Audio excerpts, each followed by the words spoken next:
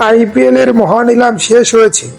দীর্ঘদিনের প্রচুর উত্তেজনা, হিসাব নিকাশ ও তথ্য বিশ্লেষণের পর প্রতিটি দলই নিজেদের দলকে গুছিয়ে নিয়েছে।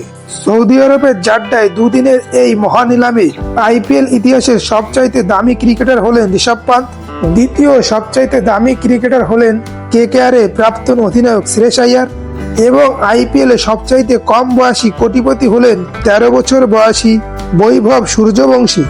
এই মেগা নিলামে 10টি দল মোট 182 জন ক্রিকেটার কিনেছে, যার মধ্যে 62 জন বিদেশি ক্রিকেটার। 8 জন ক্রিকেটারের ক্ষেত্রে আরটিএম কার্ড ব্যবহার করা হয়েছে। সব মিলিয়ে 10টি ফ্র্যাঞ্চাইজি 639 কোটি 15 লক্ষ টাকা খরচ করেছে এই মেগা নিলামে। তবে বন্ধুরা, আজকের এই ভিডিওতে আমরা দেখতে চলেছি আইপিএল এর অন্যতম সফল ফ্র্যাঞ্চাইজি এবং 5 বারের চ্যাম্পিয়ন চেন্নাই সুপার কিং তার নতুন স্কোয়াড কেমন তৈরি করেছে। চলুন দেখে নেওয়া যাক। আফগানিস্তানের স্পিনার নূর আহমেদকে 10 কোটি টাকা দিয়ে দলে নিয়েছে, সেই সঙ্গে নিয়েছে রবিচন্দ্র অশ্বিনীকে 9 কোটি 75 লক্ষ টাকা দিয়ে।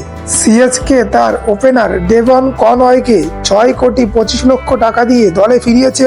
ভারতীয় বাঁহাতি বোলার খলিল আহমেদকে 4 কোটি 80 লক্ষ টাকা দিয়ে দলে নিয়েছে। রাচিন রবীন্দ্রকে রিটেন না করলেও নিলামে 4 কোটি টাকার বিনিময়ে দলে এনেছে।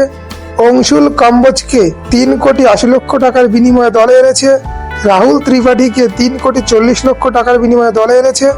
ইংল্যান্ডের অলরাউন্ডার স্যাম কুরানকে 2 কোটি 40 লক্ষ টাকা এবং দীপক হুডাকে 1 কোটি 70 লক্ষ টাকা ও বিজয় শঙ্করকে 1 কোটি 20 লক্ষ টাকার বিনিময়ে দলে এনেছে চেন্নাই সুপার কিং। মুকেশ চৌধুরীকে 30 লক্ষ টাকা দিয়ে দলে ফিরিয়েছে এবং শেখ রাশিদকে 30 লক্ষ টাকা দিয়ে দলে এনেছে চেন্নাই সুপার কিং। ন্যাথন অ্যালিসকে 2 কোটি টাকা, জিমি ওভারটনকে 1.5 কোটি টাকা এবং গুরজাপান্ত সিংকে 2 কোটি 20 লক্ষ টাকার বিনিময়ে দলে এনেছে চেন্নাই সুপার কিং। শ্রেয়স গোপালকে 30 লাখ, রামকৃষ্ণ ঘোষকে 30 লাখ, কমলেশ নাগারকটিকে 30 লাখ, আন্দ্রে সিদ্ধার্থ এবং বংশবেদীকে 30 লাখ টাকা দিয়ে দলে এনেছে সিএসকে।